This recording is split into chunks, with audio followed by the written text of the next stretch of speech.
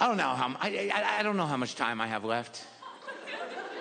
Not in this set, in life. I don't know how much time I have left. I'm not sick, I'm not dying, but I don't know. You know, I'm at that point where you're getting, I'm like 53, and you start to wonder, like, how much time do I got left? And it's playing into my decision-making process. Like, if my girlfriend wants to watch a movie I don't want to watch, I'm like, no, I don't want to die during that. I don't want to. I'd hate that to be the time. That, you know, let's make a better choice. I think we can make a better choice. Like if someone comes up to me, it's like, oh man, you don't listen to Fish? You got to listen to Fish. I don't know how much time I got left. I really, you know.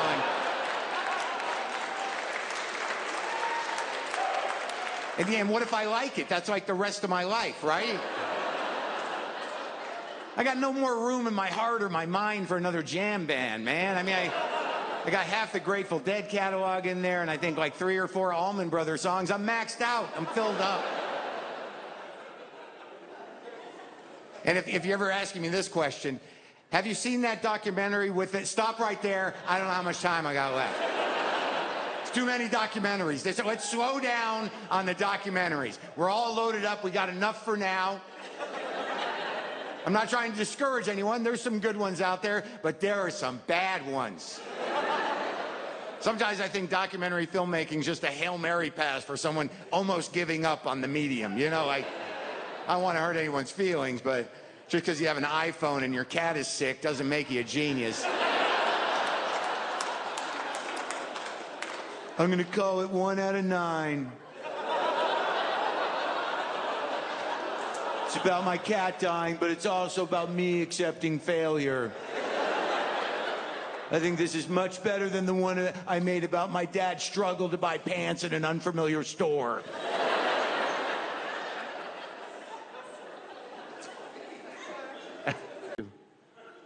You binge watch things? I don't know. I don't know where you get the time. I don't know what's going on. I can't handle the media landscape. Too many options, too much shit. I mean, like my analogy for the media landscape is like, you ever driven past a landfill, just like a giant mountain of garbage that it doesn't even look like garbage anymore? There's like that weird dirt in it. You know, that's sort of like, but you could see little pieces of garbage, and it's got those horrible birds flying over it. And you're driving by it, and you only have 2 thoughts in no particular order. One is like, oh my God, look at that, that's disgusting. But the other thought is always like, I bet you there's some good stuff in there. Like, I bet you there's a box of money in there that someone just forgot. Or like maybe some old stamps, collectible stamps. Or maybe a ring that's still on a finger.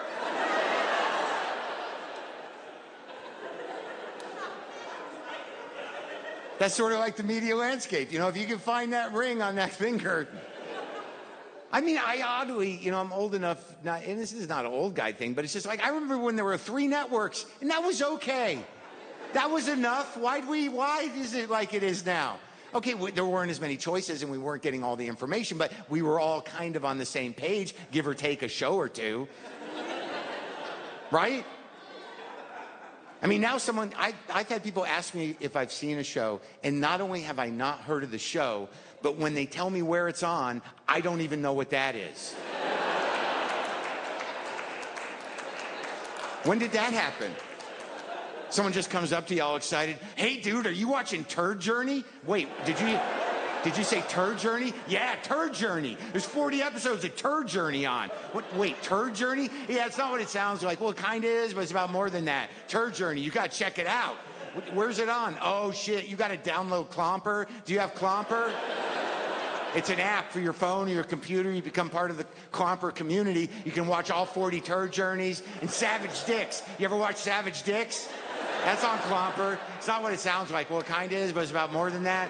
And there's like some Savage Dick Turd Journey crossover. It's hilarious. I'm like, wait, on Clomper? Yeah, you got to download Clomper for Turd Journey. Savage Dicks. Clomper? Yeah, Clomper. Oh, shit. They have Clomper docs now. They have Clomper docs. There's this one called 1 out of 9 about this guy's cat dying. But it's not just about that. It's about more than that. It's about his cat dying, but it's really about him failing. It's pretty good. And it's got a surprise ending. Spoiler alert! Yeah, it turns out the cat gets better and the guy gets sick. Clomper docs. Clomper. I'm like, I don't know how much time I got left, man. I don't think it's going to happen.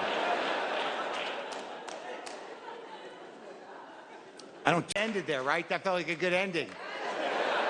Applause. I could have got right up, bowed, waved, thank you very much. But no, I'm still sitting here like an idiot. Because I think it's cynical. I think it's a little cynical. And I got to live with this thing for the rest of my life, whatever I do on this thing. And I don't want to leave it that cynical. I got a kitten.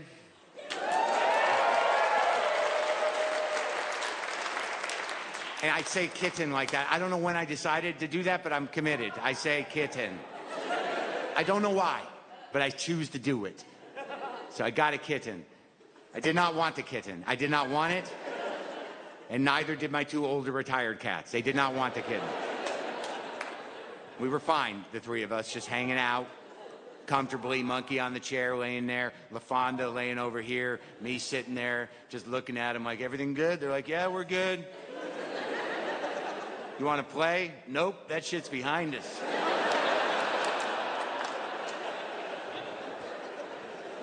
Don't even think about picking up that laser pointer. Don't make us chase a lie for 15 minutes. We're on to the red dot, man. We're on to it. They didn't want a kitten. They did not want a kitten. But I came home one night after working, doing comedy. I lock up the house. I turn out the lights. I'm about to go to bed. And out on the front porch, I hear, meow, meow, meow. And I'm like, what? And I go pull the curtain back, and there's this little, like, 2-month-old black kitten sitting there. Oh. That's the proper response. That is not the response I had. My response was, oh, fuck.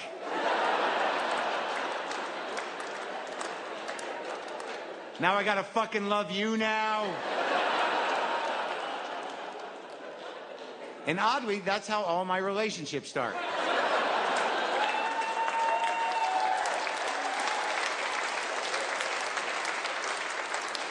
But I don't, why my house? Why my house? Why? I live way out east in LA County. I'm up in the hills. There are coyotes, there's skunks, there's raccoons, there's possums, there's cars. I saw no pregnant cats. I saw no other kittens. I don't know where it came from. Why my house? And when I'm confounded, I'll go mystical. So it went from why my house to who is that? Which one of my dead friends that I didn't have closure with has come back in this form to make things right? And that is one thing that that kitten did not anticipate, was being brought into a human man's house, be held tightly, and have the human man say, who are you? Who are you? Who are you? I got no answer, because it's a cat. But he fucked up my couch inside a week, destroyed an arm of the couch inside a week. So I'm pretty sure it's Dave. Dave died many years ago. There was some undone shit between us, and I didn't think I'd see him again because he was dead, but now he's living with me in the form of a black kitten I call Buster. And it's nice to be hanging out with Dave again. You know what I mean? Like, we went to high school together, and you know, we kind of, you know, reminisce about high school. It was mostly me talking, you know, and he just plays with a fake mouse. And like, I'm like, you remember that time we got drunk and saw Van Halen? He's like, I'm like, I knew you did, man. That was a good time. That was a good time. Old cats, not happy. Monkey, not happy. Kittens pouncing on him constantly, pouncing on him. So every time I look at Monkey, he's like, why? Why? God damn it. Why, Mark? I don't get it. God damn it. I didn't need this shit. I don't know how much time I have left. Thank you very much. You know, some people think that like comedy it takes courage. I don't know if that's true. You know, I guess it is at some point. I don't even know if what I'm doing is comedy anymore. But I certainly don't have a lot of fear. But I'll tell you what, like part of my process, I'll share it with you. Like I don't write jokes really. I write, you know, compulsive thoughts, you know, on Post-its. Now, these take courage because I do these while I'm driving. Now, this is more dangerous than texting because I need both hands. I got to hold the pad down on the wheel, then I got to write, and I got to focus on the important thought. So my life is put at risk and the life of others for these. So I figure I should share them since, you know, many lives were hanging in the balance. Don't get too crazy. All right, so this one just says, my comfort zone is uncomfortable. That's worth dying for, right? Right? It's worth dying. This one says, I want people to like me, I just want to know why they do. I think that was worth taking out a pedestrian or two. Oh, here's one. This is interesting. The monster I created to protect the kid inside me is hard to manage. Not a funny, but it's a thinker, right? It's a thinker. Kind of makes you think like, wow, that should be in a book with other things like that.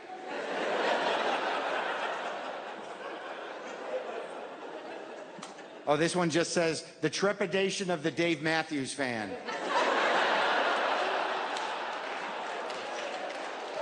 It's hilarious to me that people respond to just that. Because you know who you are. It's not easy for them. It's not easy. They can't be out with that. You know what I mean?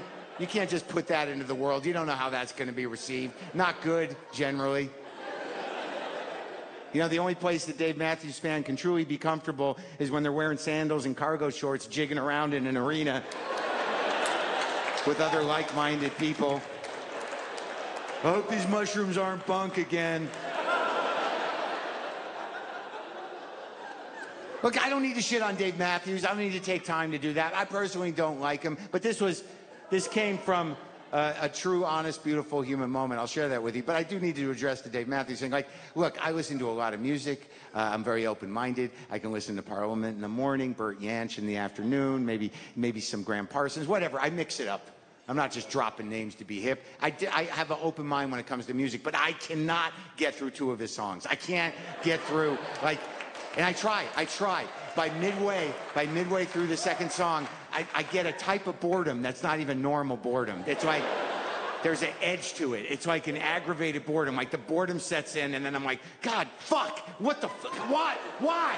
Like, I don't know what that is. But I know people like them, and you know, and good for you. And I know it's hard for you guys. It's very hard to defend that. And the moment that I had, which was kind of beautiful, was it was great. I was in Iowa City doing a gig. Oh yeah, it's a very interesting town. Like I've never seen a town more separated into like, you know, full-on sports meatheads and then the writers program. You know, so like. There's just people that are just like, oh, we're going to win. And then people like, oh, I'm still sad about David Foster Wallace. I'm never going to get up. You know, like, and somehow there's a perfect yin-yang to the thing. This complete. Okay, so I'm getting coffee in Iowa City. There's a guy getting coffee in front of me. He's ordering. There's a barista there. And the guy ordering coffee says to the guy making coffee, what are you doing this weekend? The guy making coffee looks up and he's like, oh, I'm going to a concert. And then naturally the guy ordering coffee goes, oh, really? Who are you going to see? And then the other guy stood up and I saw it in his face.